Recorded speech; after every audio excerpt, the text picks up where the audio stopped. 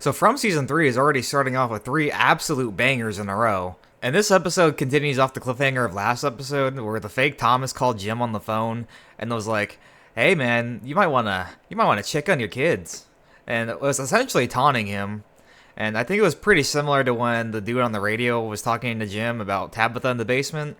Except this time there wasn't actually danger, which I'm fine with since I don't think the episode needed to be all action anyways. So after that, the show transitions to a scene with Tabitha and Victor's dad, and you learn that Tabitha had been in the basement all night trying to figure out the mystery, which she didn't really find anything out, unfortunately for her. And in the scene you get another hint or clue as to what might be going on, as there's a faraway tree that's in Victor's dad's backyard, and it's the exact same faraway tree that had the bottles that was in the From town as well. The only difference is that this one didn't have like the hole in it that you could go through. But that's when Victor's dad is like, "Oh, well, that's not actually the original tree, but I can take you to the original tree."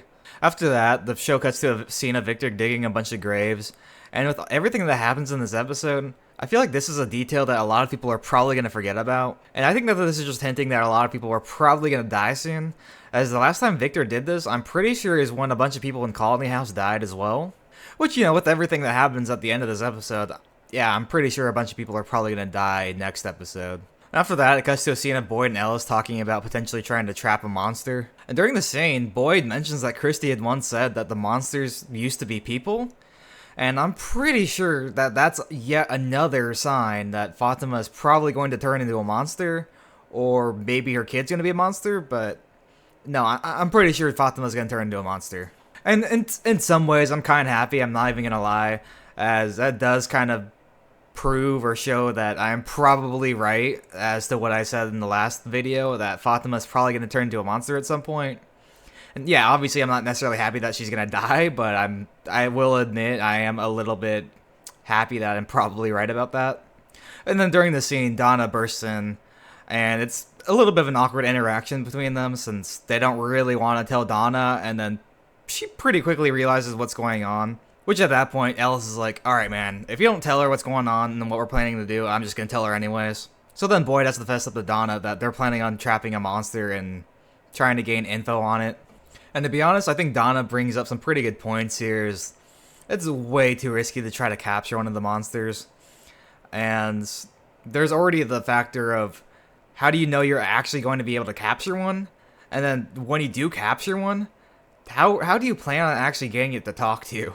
And then afterwards, Boyd, pretty much in character, he tries setting it up anyways in the church. And during this, he's talking to an imaginary Father Khatri, who essentially acts as his voice of reason. And Father Khatri kind of just reiterates a lot of what Donna was saying. As if Boyd traps a monster in that church, I don't really know how he would expect to, interrogate it, since it's a pretty big area. And they can't just, open a window to, try to talk to it, because then they could just come up to the window and kill them. And if they try to go inside and interrogate it, that's not really going to work either, because it's a really big area and the monster could hide anywhere and just wait to ambush anyone who goes in. So I'm imagining they're probably not going to actually try to capture one of the monsters, or if they do, they're going to at least need to think about it more and form an actual plan for it. Which is what I'm imagining was going to happen, since Boyd decides to just go to the bus with Randall and try to watch the monsters instead. So on another topic, a lot of people seem to think there's some weirdness going on with Tilly. Many people seem to think that she's either in on the weirdness that's going on in the town, or that she's some sort of, witch has some sort of powers or something. And it's not like people are just randomly bringing this up either without, anything to back this up. As I'm pretty sure Tilly at some point mentions having 7 kids. And in Season 2, when Jade goes underground to where the monsters are living, he sees a bunch of the Ankui kids, and there was, a total of 7 of them, so I don't know, there might be some weird connection there to show that Tilly is weird or in on some stuff. But there's also a lot of these weird coincidences as well going on with people, like the bracelet showing up from Tabitha and Jim, it shows up in Fromville even though they had lost it.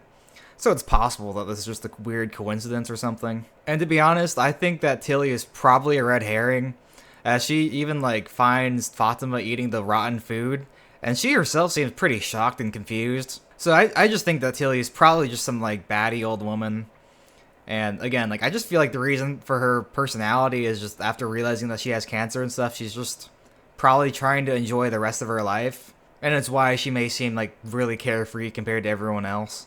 And then there's another scene where Ethan's honestly being really annoying. He asks Jim what they're gonna do when they find Tabitha's dead body, and then he just keeps bringing up her dead body like over and over and over again after Jim keeps telling him to cut it out and stop it. And then after Ethan brings up Jim's dead wife like over and over and over again, Jim eventually loses his shit. And to be honest, I think it's pretty understandable. I mean, it's not like this was unwarranted and came out of nowhere. Like, he told Ethan multiple times, knock it off, drop the subject, and he just kept going on. I mean, yeah, like, maybe fleeing the dish a little bit was not necessary, but I still think Jim being pretty mad at Ethan was pretty understandable there. And then, of course, Julie's just dick riding Ethan there. It's like, yeah, I get that you're having your little dad issues and stuff, but Jim really wasn't in the wrong here. It is pretty sad, though, that the place is making Ethan a pretty big pessimist, as this is not really an ideal place for a kid to grow up. And while he was being kind of annoying in the scene, I do like the character development that he's had throughout the show. And after that scene, Kenny, Christy, Jade, and 3 other characters go to the cabin area where they found the food the other episode. And the first thing I noticed, like I just said in that statement, there was 3 other characters there with them, and these are all not really major characters at all. And all 3 of these characters, their only times on the show were basically just them being assholes. So it's just something that's kind of obvious to me that there's probably going to be some sort of danger here. And bare minimum, one of these 3 cannon fodder characters are probably going to die. And while there didn't end up being danger in this episode, I'm pretty sure something's going to happen overnight, and someone is going to end up dying next episode. What does suck, though, is that one of those 3 characters, Dale, he becomes a lot more likable in the scene, so I almost kind of hope that they don't end up killing him next episode. And Dale was probably right about Donna rigging the stick drawing that decided who was going to go collect the food. Because 3 of the people that got sent there were the most, like, dislikable people on the show. So Donna definitely took this as an opportunity to be like, alright, you guys are annoying as fuck. Get out of here. I don't want to deal with you guys for a little bit. And I just absolutely love the bickering between Dale and Jade in this episode. Where are you going? None of your fucking business! And these 2 characters interacting is not something that I had thought of before, and I'm glad that it ended up happening. And like, for example, like Jade was like, I don't like it here. I want to go home. And Dale was like, who the fuck likes it here? It's a forest full of nightmares. And again, I really hope they don't kill Dale next episode, because I really want to see more of him now. And after the scene, Jade just starts hallucinating, and he freaks out because of this, and he tries running back to the town, and everyone's trying to get him to not do it, but he's like, nah, I'm doing it anyways. So then he runs away, and Chrissy follows him, but then during this, she gets caught in a bear trap. And to be honest, I totally understand Jade freaking out and wanting to run away, because this area specifically is incredibly creepy. And I know the entire, like, place that they're in is creepy, but this might be one of the creepiest places that they've been in. Plus, Jade has had a really deteriorating mental state these last couple episodes anyways, so I don't think that him running away like this is out of character at all for him. So this scene is probably the only scene I have some potential issues with, but even then, I think some of those issues you can kind of explain away pretty easily, so even then, those issues I might have aren't really big deals. As Jade takes something off one of those totems, which, again, I was like, why would you do that?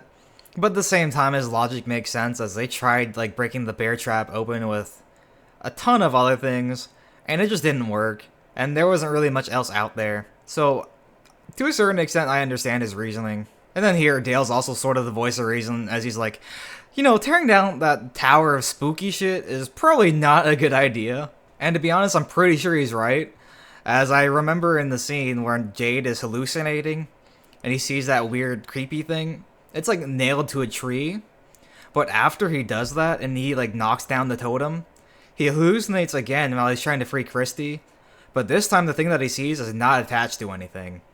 And while that may be insignificant, personally, I think it means that, like, knocking down that totem basically released whatever evil creature was there, or maybe not released the creature, but instead it got rid of whatever protectiveness that totem was providing for them.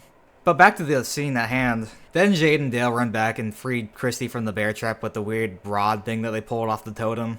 And originally I was thinking that they could just carry Christy with the bear trap into the cabin, but then I realized, oh wait, it's attached to the tree? But still at the same time, I was even thinking, why not just try to break the chain first, and then carry her to the cabin? Because to be honest, they even mentioned that the bear trap had probably been there for forever, and it was probably going to be rusty and easily breakable.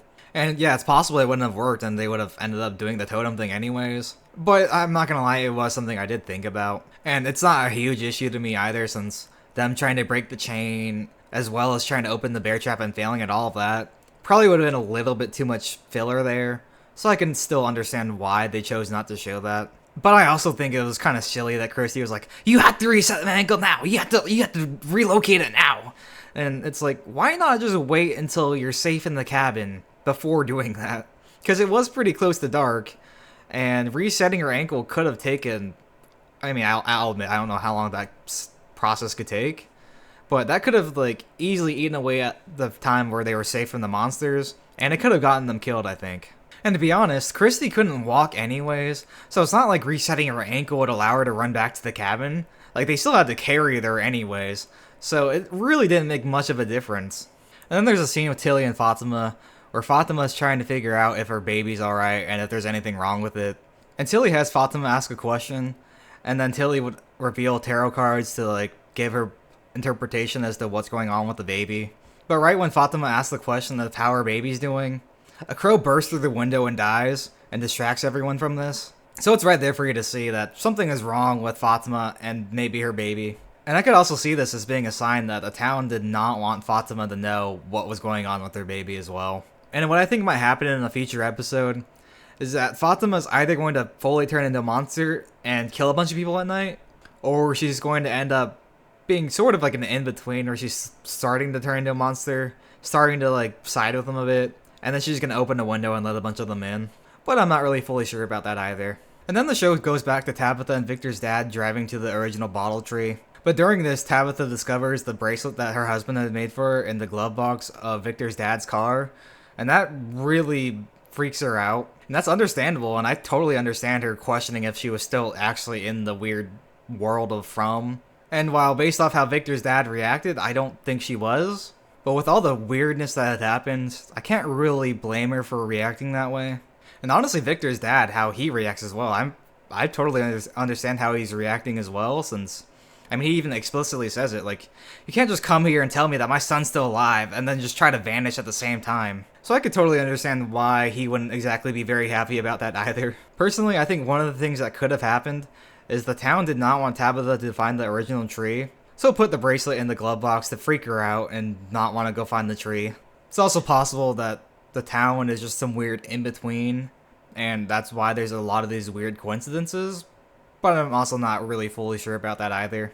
One thing I have noticed, though, is that the town does seem to pull a lot of people in who have trauma. Because, I mean, Tabitha and Jim, their son died. Kenny was dealing with his dad suffering from dementia. Boyd had a lot of trauma from when he was in the military. Jade had some stuff happen when he was like a little kid that he had mentioned to Kenny's mom, I think in the first season. I think one of his relatives had died, and then, I'll admit, the story is kind of blurry to me, but I know he had trauma in the past as well. Father Khatri murdered a man in a rage right before he got sent to this weird town. Fatima's dad was murdered right outside her room as well. And while I don't really have an explanation for everyone, there's quite a lot of characters who have past trauma, and I do think that the town is pulling in people who have trauma. Because even at the end of this episode, when Victor's dad and Tabitha end up in an ambulance after getting in a car crash, they themselves get pulled right back into From Town. And I think part of this might be, again, the fact that Tabitha still has that unresolved trauma, as well as Victor's dad having the trauma of his entire family just suddenly disappearing. I'm just really excited for this next episode, as you know a lot of shit is about to go down, and I just really hope Victor's dad doesn't die before he gets to see Victor again. But overall, this episode was amazing. There was really not anything I could see that was wrong with this. So to be honest, I think I would give it a perfect 10 out of 10. And this is something that I don't really just throw out there like it's nothing like a lot of other people do. There just genuinely wasn't anything that I saw wrong with this episode. And overall, I just think it was an amazing episode. Do you guys agree with my rating though? Do you think it was a perfect 10 out of 10? How do you guys feel about the theories that I talked about in this video? Is there anything that I didn't cover that you think might happen later on in the show? Are there any hints that I might have missed? Be sure to let me know down below. And if you made it this far, please be sure to like and subscribe. I do intend on continuing this for the rest of the season. I will be out of town next week, but after I get back, I'll do this again, but just with episodes 4 and 5 in one combined video. But yeah, please be sure to like and subscribe so you can see more. And other than that, I'll see you guys next time.